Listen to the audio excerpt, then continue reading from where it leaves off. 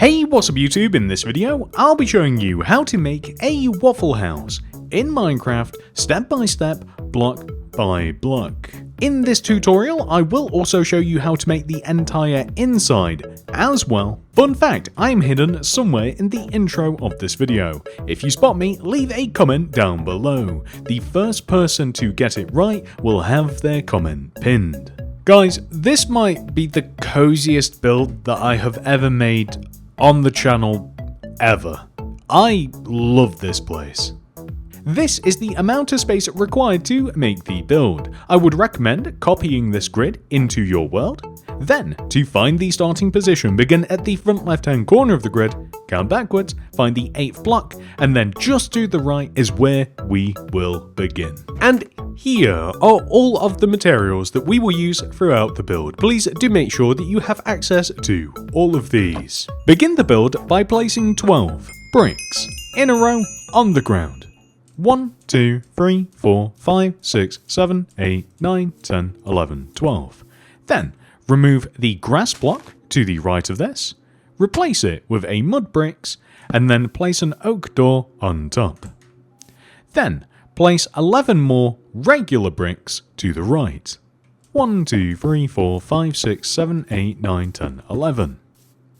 Extending backwards now, we will remove this grass block, place a mud bricks, oak door on top, and then we will place 7 regular bricks extending right. 1, 2, 3, 4, 5, 6, 7. Then we want to copy the road that we have on the front of the build onto the back. So the best way to do this is place bricks extending across the back, remove this grass, place a mud bricks, oak door on top, then continue placing bricks until we line up with where we first started. Then simply extend the bricks all the way to the front, and it all just connects together in a rectangular shape. At this point in time, I don't know why, I feel compelled to remove all of the grass from inside of the build.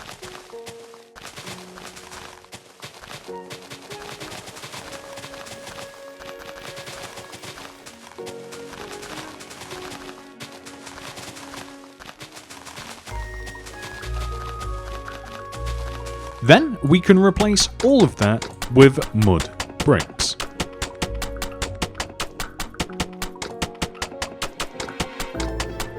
If you're not a fan of mud bricks, maybe because of the horrible sound that it produces when you place it, or a similarly unpleasant sound when you walk on it, I'd recommend using oak planks instead, or perhaps one of the terracottas. But unfortunately, this does kind of just fit the vibe the best, in my opinion. Next, we will place a row of 3 smooth quartz block on top of the front left-hand corner of the build. 1, 2, 3. We will then extend all the way across to the right, and join down right of the door, and left of the door as well. And we'll just place a black stained glass above the door as well. Then we will extend the smooth quartz block across to the opposite side of the build, and down next to this door, and across and down next to the opposite side of the door, black stained glass above the door. Then we will extend our smooth quartz block across to the right, down to this corner, and then all the way forwards to join back to where we started. Then we can simply fill these rather large empty rectangular areas in with black stained glass paint.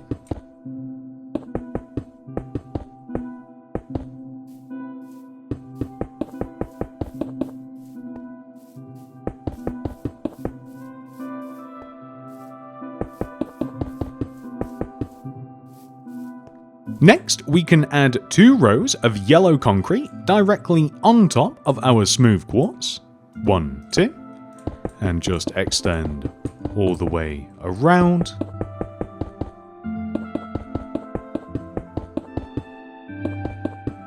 And then I'll go back this way.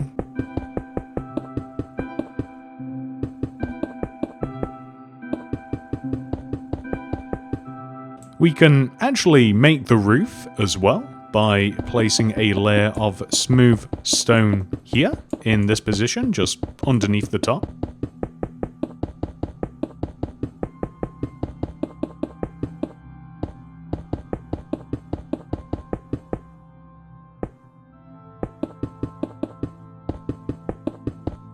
You know, whilst we're up here, we do actually have to add a little bit of detail. So, to begin, place an andesite block in this position. And then 2 light grey shulker boxes, 1, 2, this way. And then an andesite block. 2 shulker boxes this way, 1, 2. And then an andesite block. And then 2 shulker boxes this way, 1, 2. And then an andesite block. And then connect all the way back to the start with light grey shulker boxes. We will then add another layer of andesite blocks on top of our blocks. And then in the middle, I'm placing some bricks, and the only reason is because, is because I want to change the position of the shulker boxes to face outwards like this way, because I think it looks a little bit better. We will then place andesite slabs all the way across the top of this, and that is all we had to do. There is also the option of adding a layer of white carpet on top of the yellow concrete.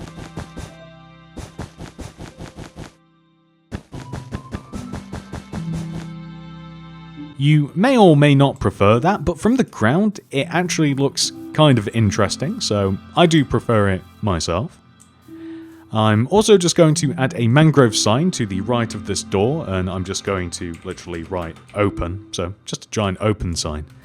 And on the windows, you do have the option of adding just some random paintings.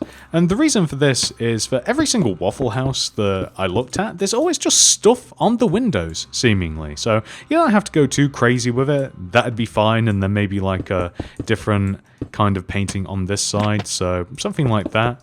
And then as we extend around the back, maybe once again, just, you know, maybe like a one here, and then maybe like this here. And then if you wanted to on the back, we could go for something like that. That painting loves to reappear. Wow. Okay. Well, something like that would look just fine, I think. And then on the back, I actually like the idea of having like 2 entrances, or you could seal this up if you wanted to, but I'm just going to have like another open sign over here. But this could be an employee entrance if you like, or it could just be like another entrance. But that's kind of the employee entrance. Regardless, it's now time for us to work on this side of the build. To begin, we will place an extra layer of 1, 2, 3 bricks on top of our brick row. So just extending all the way to the front of the build and back again across the top of the door. We're not adding anything across the top of that door other than bricks.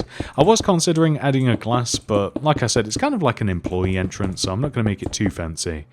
And then we are going to place a layer of polished granite slab across the entire top of this area. This is going to form the roof/ceiling for the back portion of the build.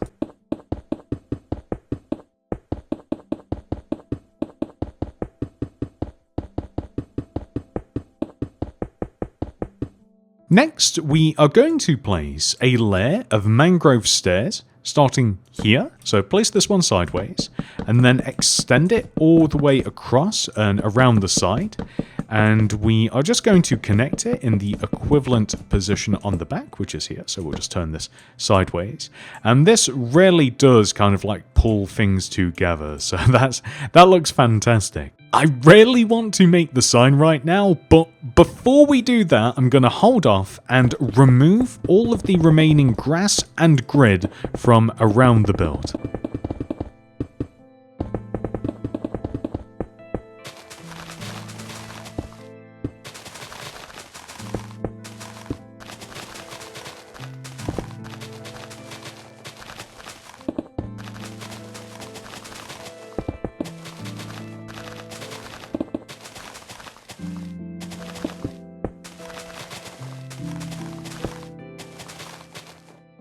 So, to begin, I'm just going to add a layer of smooth stone that just orbits the entire building.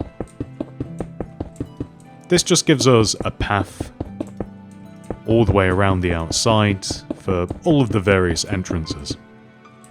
Then we can add an extra layer of smooth stone to the front. Then we can add a row of smooth stone from here to here, which kind of cuts this area in half. We can add a row here as well on this left side. Then we can add 1, 2, 3 grey concrete here, extending across to the right. Then a white concrete, 1, 2, 3 grey, white, 1, 2, 3 grey. We can then extend the grey all the way forwards. And then the white concrete in between. And then yellow carpet on the back row of grey. Now, I have made the entire right side here just smooth stone, and that's because I'm actually going to park a vehicle here in this position, but equally you could fill this up with, say, stone or andesite or something, but I actually created a new vehicle for this build, just because I thought it'd be fun to have something a little bit different here instead. It's going to be a refrigerated truck, but you could equally add just more car parking spaces if you weren't really into it. And now, what we've all been waiting for. The sign. Throw down the loom, open it up, place a yellow banner in there with black dye. The first letter we've got to make is W. This is the chevron pattern. Put yellow dye in there. Apply the base indented pattern. Black dye back in. Then pale dexter, pale sinister. Next is A. This is pale dexter, pale sinister, chief, and fess. Next is F. This is pale dexter, chief, and fess. Next is L. This is pale dexter, and then base.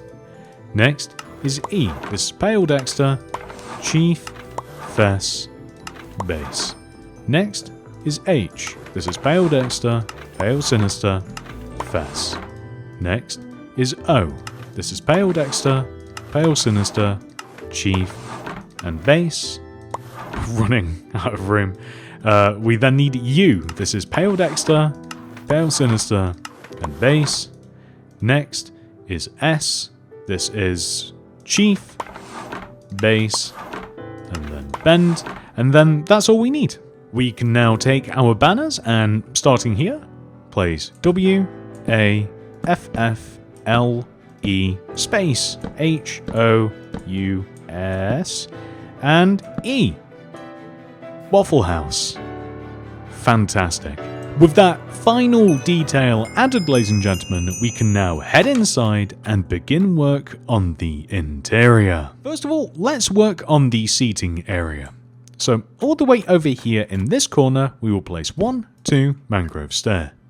Then polished black stone wall in front, spruce pressure plates on top, mangrove stairs on the opposite side, and that is how we make the seating.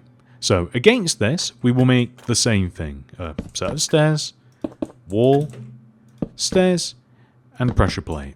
And then one more time, stair, wall, pressure plate, and then stair. I did contemplate having a single set of seating, which would face this way. So instead of like a booth. But I thought that this was a little bit crowded, so I decided against it. But you might not. Whether you add it or not, we want to have the exact same seating arrangement along the back wall as well. So I'm going to start off by placing the stairs in this corner, then the wall, stair. I'm actually going to get all of the stairs and wall taken care of, and then I'll just double back on myself in a second with the spruce pressure plates. Perfect. On this side, I'm actually going to add a bin. So this is a cauldron, oak trapdoor flipped up on top, oak slab off to the side, and then an item frame here, oak sign here. I'm also going to add a set of plants right in the middle of the room. So a brown glazed terracotta in this position, equidistant between the two center tables. We will then extend the terracotta left and right and stick some oak leaves on top. And it just helps to really break up this empty space. In addition to this, We are going to have some paintings along the inside of the walls. It's really up to you in what proportion we will add these. So I'm thinking just one here, one here. The game loves this painting, so I think I'm just going to let it happen. It's almost harder to fight that painting off. And then I am trying to place them ever so slightly different than the ones outside, but again, it's not too big of a deal. Oh, wow! What are the odds, honestly? So, I think that's probably okay. Might have a couple just here as well, so maybe just a one here I think would do just fine. Don't have to go too crazy with it. We have to add some lighting as well. This is made by placing ochre frog light on the ceiling in between each set of tables. So one would go here, one would go here, and one would go here. See how they line up with each one of the polished blackstone walls. I'm clipping onto something every time I move, but there we go. Nice and simple. This is the seating area, mostly complete, so we will now turn our attention to this area, which looks oddly creepy. Well, to begin, we can actually just remove this row of smooth quartz here. We don't need it anymore. And we want to count 1, 2, 3 blocks here, and place a row of light grey concrete that extends all the way over to the left, but we just leave a block. We remove these bricks, place grey concrete here instead, and add an end rod here, here, and here, with a spruce pressure plate on top. We add some yellow candles here, red candles here, flower pot here, item frame here, flower pot here, item frame here. We then want to count along this back wall and find the 7th row. So starting here, 1, 2, 3, 4, 5, 6, 7. And we want to stack a row of polished andesite that extends all the way along this back wall, leaving enough room for a door here. So whether we leave it open or whether we add the door, it's completely up to you, but this is what we want to have. Next, we will place a row of 3 block of iron here. 1, 2, 3, extending up the wall. Extend it 1 row to the left. Place an iron bar here. 2 furnaces left of the iron. 1, 2. We then want to place 2 light grey concrete, extending left. Brewing stand here. Flower pot here. Iron trapdoors above the furnaces with item frames on top. We can then place an egg in one item frame and steak in the other. Next, we will place 2 stone stairs here above the iron trapdoors and 2 chiseled bookshelves off to the left. We are going to occupy the bottom row of bookshelves with books and then place a lever underneath the left bookshelf. We also want to have a painting here that might be the perfect one for some reason. I don't know why. It kind of just is. And then we also have to throw down loom, open it up, place a light grey banner in there with grey dye, and apply the pale sinister pattern. We then throw another banner in there and apply the pale dexter pattern. And we apply these banners here to these light grey concretes. Next, all we have to do is add a layer of oak slabs just underneath the ceiling, and you are going to see this is going to almost transform this entire room, or at least it does for me. It gets a little bit tricky on this side of the room, I'm going to be honest, so maybe do it like this. It's hard because of the pressure plates and the walls and what have you, like it's really hard to navigate the room, but it will be worth it.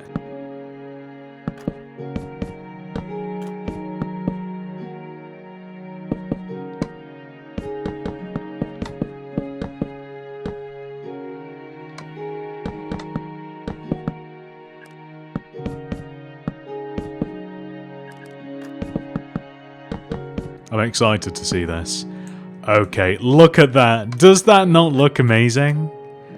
Or at least I think it does. Especially this side of the room. I think it just really... I love how this feels. This is so cozy, guys. It really is. Well, this leads us into the not so cozy part of the build. The back of the build. So this is just kind of like a storage area back here. I'm going to place a chisel bookshelf here, a couple of scaffolding here, a chest here, and then we actually have like a deep freeze here. So I'm going to remove this block, place a block of iron door here. Then I'm just going to build up some iron left and right of this door. And we are just going to add a ceiling to the top of this too. So we just need a stone button here so that we can actually navigate through into here. And then the floor is going to be iron as well. And then this back wall is going to be polished andesite. We're just going to build it up to the ceiling. Same with the right side. It's a really small little like walk-in freezer. And then we'll have iron trapdoors here in this position. We will have barrels here above the iron trapdoors. Stick some item frames on all of this, and then just chuck whatever you want in here. I've just got a load of raw meat, but you can throw anything in here. I'm going to throw some sea lanterns just up at the top, and I think that this will do. To get out, either a pressure plate, or I'm just going to hide a button here on this wall so that we can get in and out. And then for the roof material, I was going to use something different, but I'm actually thinking maybe we'll just drop the granite slabs down a row, and I think that that will be just fine. And I think that the sea lanterns actually emit enough light that we don't really have to add anything else. And then last but not least, I actually did forget something in here. I just want to add some glow item frames just underneath the trapdoors here. And this is one of my favorite builds ever, guys. We've done it. With that final detail added, ladies and gentlemen, we have officially completed this tutorial. However, this video is not over. We must now add our Waffle House into our city. Before I loaded up this world, ladies and gentlemen, my initial thoughts were to place Waffle House in kind of like an in-between area. Say, between the modern and regular suburbs, or the modern and the more rural part of the city. But as soon as I spawned in, my eyes immediately darted over to Old Town, and I think that this is where Waffle House has got to be. But there's not a lot of room. Guys, what about here? If we could slot it into this area, I think that this could work really well. Oh wow, it actually fit! We just have to remove all of this grass, then move Waffle House into this position. We've actually got a little bit more room than I thought we've got. It's almost a perfect fit. Like, there's a row either side. I think Waffle House was made for this area. This is crazy. I think that this is perfect. What do you guys think? You may be interested in becoming a channel member. You can click the join button that will be somewhere on the screen right now. This does cost money and is a monthly subscription, but you do get some perks. The first of which is a download link for my city design world. This has every single build that I have placed in my city, arranged in order, and labelled. This perk also comes with schematics for the mods Lightmatica and World Edit, so you can easily reference and copy and paste these builds into your worlds in any way that you'd like. However, if you're not interested in any of that building business, the highest tier allows you to download the most current version of Mini-City. There are also some minor perks, including loyalty badges displayed next to your name whenever you comment something down below on my videos. Depending on how long you have been a channel member, you gain a more prestigious helmet, with the highly coveted gold builder's hat being the most valuable. And that's it. Thank you so much for watching. I hope to see you in the next one. Goodbye.